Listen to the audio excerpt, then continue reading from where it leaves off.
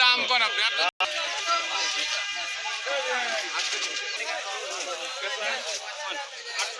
চলে না কত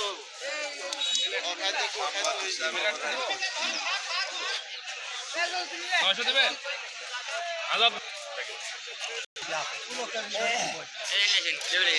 কত হলো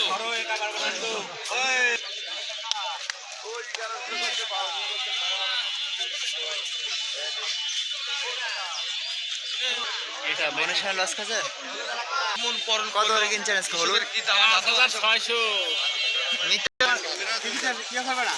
কি